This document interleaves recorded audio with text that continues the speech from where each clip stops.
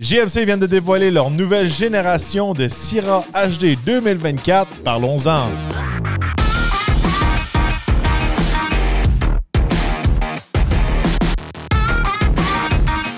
Bienvenue au Torque Podcast, mon nom est Joel Torque. Aujourd'hui, je vous parle de la nouvelle génération de Sierra HD 2024 qui a été dévoilée tout récemment.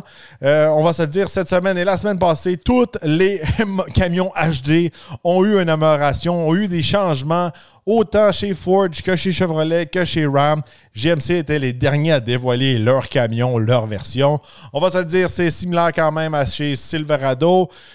Ces versions, c'est la recette GMC, mais le camion un peu sous l'enveloppe reste le même.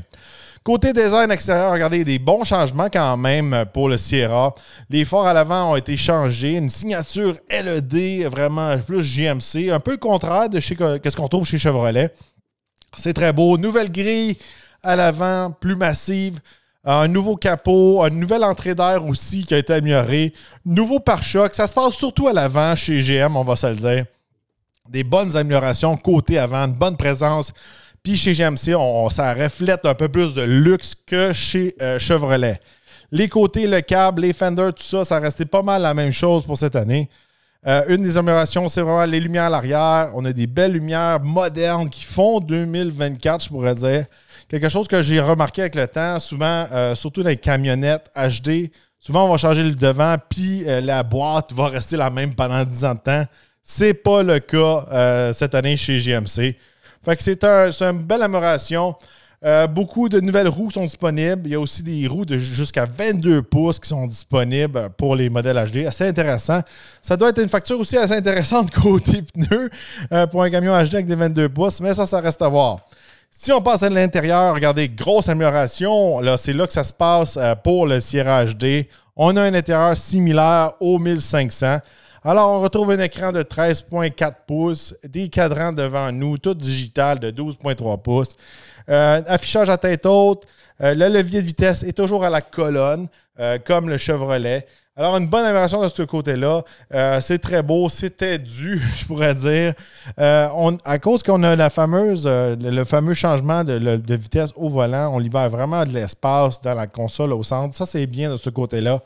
Côté moteur, regardez, c'est la même chose que chez Chevrolet. On a toujours le V8 6.6 litres Duramax qui a été amélioré pour 2024. Alors, le turbo a été amélioré, les nouvelles têtes de moteur, nouveaux injecteurs, système de refroidissement, etc. C'est bon pour 470 chevaux vapeur et 975 livres-pieds de couple. On n'a pas joué la game d'avoir le plus de chevaux vapeur, le plus de couple chez GM. On vise la fiabilité et l'économie d'essence. C'est une approche que je respecte.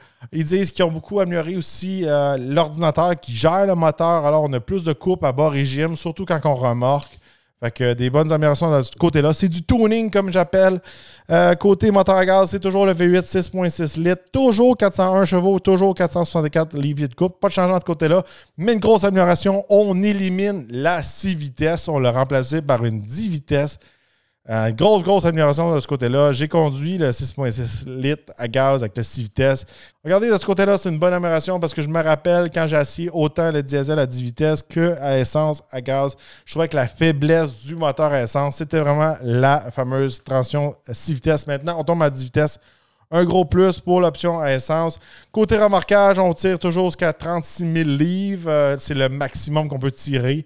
Quand j'étais essayé des camions au Wisconsin avec GMC Canada, on a tiré environ un petit peu moins que 36 000 livres. On a tiré 36 000 livres avec le Silverado HD là-bas.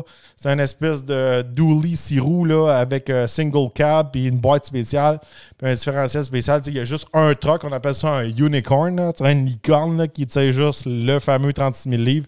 Chez GMC, on avait tiré un peu moins, dans les 35 000. Mais on avait un camion, je pourrais dire, un petit peu plus normal avec un cab, crew cab, ces choses-là. C'est quand même impressionnant de ce côté-là. Parlant de crew cab, une chose qu'il faut bien en retenir que je n'ai pas précisé dans mon épisode avec le Silverado, on peut tirer jusqu'à 21 900 livres avec un 2500 HD crew cab. Ça, c'est le meilleur de sa classe. Fait que ça, c'est assez important. C'est bien beau avoir les meilleurs chiffres, mais si les meilleurs chiffres, c'est un camion que personne n'achète, on s'en fout un peu. Mais la part des gens, on va se le dire, ils achètent des crew cabs pour amener leur famille, amener plus d'employés, peu importe, c'est plus pratique en général. Fait que je trouve que c'est un chiffre assez important à préciser. Peut-être que c'est pas le gros chiffre qui va passer dans la publicité à la télé après les nouvelles, mais dans la vie de tous les jours, c'est un chiffre qui est très important. On peut tirer jusqu'à 22 500 livres avec le 2500 HD. C'est 4000 livres de plus que le modèle actuel qui est sur le marché. Grosse amélioration de ce côté-là. On a toutes les technologies de remorquage, tout comme chez Chevrolet. La remorque transparente avec toutes les caméras qu'on peut mettre sur la remorque, dans la remorque, en arrière de la remorque, tout ça. On a des alertes aussi pour les angles morts. On a le cruise adaptatif avec remorque. C'est un gros plus pour chez GM. Quelque chose qu'on ne retrouve pas chez Ford et chez Ram.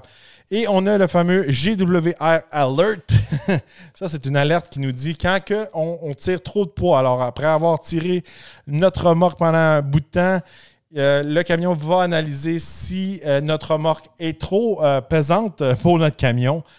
De ce côté-là, c'est une belle chose qu'on a rajouté parce que des fois, quand on rajoute des choses dans notre remorque ou peu importe, on a un camper, on a rajouté plein de bagages, ces choses-là, des fois, peut-être qu'on dépasse un peu la limite. Puis là, côté sécurité, on va avoir une alerte. Je trouve ça un gros plus. Puis il ne faut pas oublier maintenant tous les camions chez GM, autant les 1500 que les HD, ils viennent avec un fameux VIN dans la porte qui nous dit exactement comment ils peuvent tirer pour le camion. C'est des custom VIN qu'ils appellent. De ce côté-là, ça nous dit exactement comment que notre camion peut tirer. Puis c'est pas à peu près. C'est pour notre camion avec la configuration du camion, le moteur, le câble, le différentiel.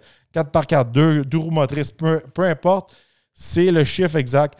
Alors, ces fameux VIN-là, ça vient aider beaucoup les acheteurs, beaucoup les vendeurs aussi aux concessionnaires et aussi les vendeurs de roulottes et qui remorquent, etc. Comme ça, un peu aussi, quand vous êtes un acheteur, vous pouvez regarder dans la porte puis peut-être moins vous faire bullshiter par Joe Blow, le vendeur de remorque ou le concessionnaire de votre coin. Des fois, il y en a, on va se le dire, ils connaissent un petit peu moins. Là, vous pouvez être confiant. Vous regardez dans la porte, ça vous donne un certain pouvoir de connaissance, je pourrais dire. Côté modèle spécial qu'on rajoute pour 2024, maintenant, on peut avoir notre Sierra HD avec le Denali Ultimate, un camion que j'ai essayé dans la version 1500. Alors, c'est la même recette, mais version HD. Alors, là, on change la couleur de la grille. On a la couleur Vader Chrome. On peut ajuster le siège de 16 façons différentes. Les massages, les bois, l'aluminium, les détails, les graphiques comme si on serait sur la montagne de Denali. Le système de son à 12 haut-parleurs. C'est la crème de la crème. On remonte la barre chez GMC. J'aime beaucoup ça parce que le Denali Ultimate, à mon avis, à moi, il vient vraiment se différencier des modèles qu'on trouve chez Chevrolet. Le High Country est bien équipé, mais là, Denali Ultimate, on a comme une raison d'aller chez GMC, de remonter la barre. On vient dire vraiment, c'est nous qui avons le camion HD le plus équipé, le plus luxueux. Et à mon avis, à moi, ça remonte vraiment la barre, peut-être même au-dessus du fameux Super Duty Limited qu'on retrouve chez Ford. Fait que je trouve que c'est une bonne job côté chez GMC. Et on a aussi eu une confirmation, on va avoir le AT4X version HD.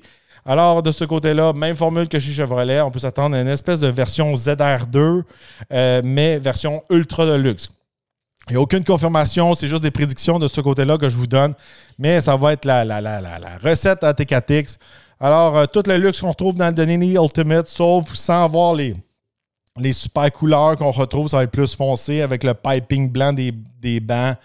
De ce côté-là, on peut s'attendre à des plus gros pneus, différentiels qui se bloquent à l'avant, à l'arrière, des choses comme ça. C'est à ça que je m'attends, moi.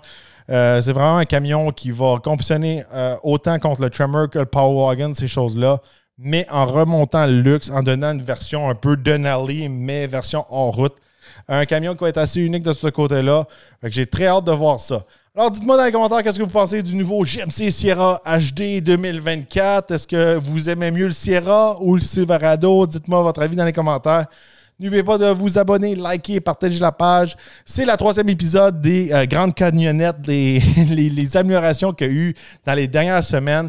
Il reste une dernière épisode. La prochaine épisode, je vous parle du Ram HD. Restez à l'affût.